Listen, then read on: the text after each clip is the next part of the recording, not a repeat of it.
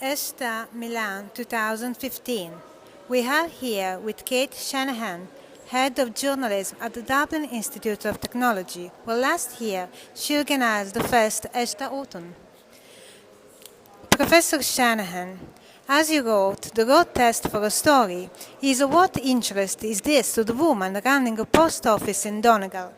In Italy we say, for the housewife from Voghera, which are three golden rules to grasp readers' attention. Firstly, I'd like to say I'm really glad to be here in Milan in your absolutely beautiful university. It's amazing to walk into, and especially on a graduation day. It's really lovely to see.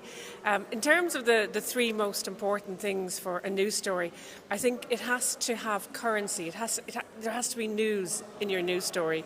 It has to be of value to the people reading it. So it has to give them some extra information that they need. And I think finally the news story has to stimulate you in some way. Particularly if it's a human interest story, you have to be able to identify with some of the people in the story.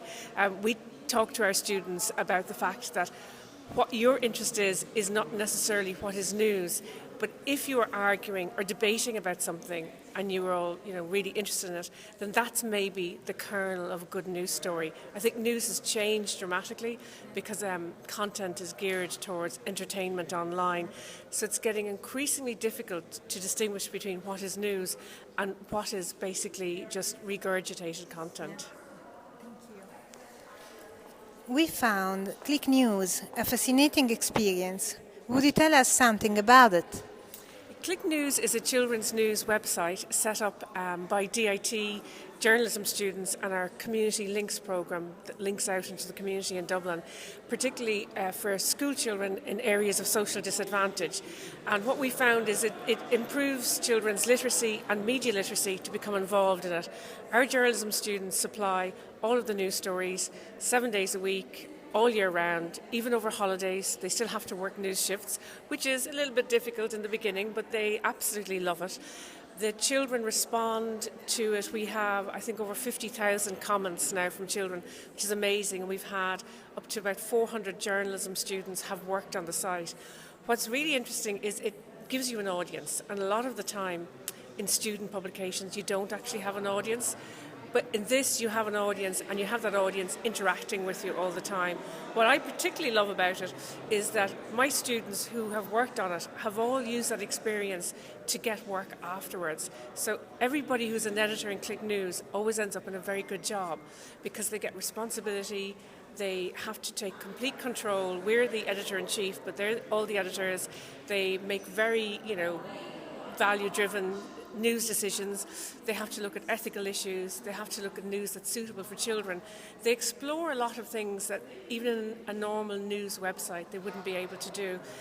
We've been nominated for, I think it's either 6 or 7 awards at this stage. We have won an international award from the United States for community engagement on the part of our students. So we were really thrilled over that. Thank you. And the last, in your experience, which is the best way to teach digital storytelling in European universities? I think one of the primary things is to explore the students' passion. And that's what I'll be talking about at the conference. That the very first time we started a long-form journalism, digital storytelling course was with our Masters in Journalism students. And they did some really surprising work. They did investigative journalism. They did a story about after a storm had hit Ireland, but they went back 6 months after the storm to see how people were coping. They took eyewitness accounts, they used video. In one case they did a documentary about a fashion show, but it was behind the scenes. But they'd never worked with film before. So I think you have to really work with the students on this. It's quite difficult because they're very long-form projects, and it's also exploring a different skill set. But what's important is that they decide how to tell the story, they pick the story, and we have to help them to make sure that that story is valuable to tell. But I was surprised at how often we, the lecturers, were wrong as opposed to right, because sometimes we said, no, don't think that story's very good. And then maybe 4 or 5 weeks later, the students were still working on it. They were coming up with fresh information, and they were saying, yeah, look at it now. Look what we've discovered. And that was really stimulating and exhilarating. So we've decided now to introduce it into our undergraduate program as well.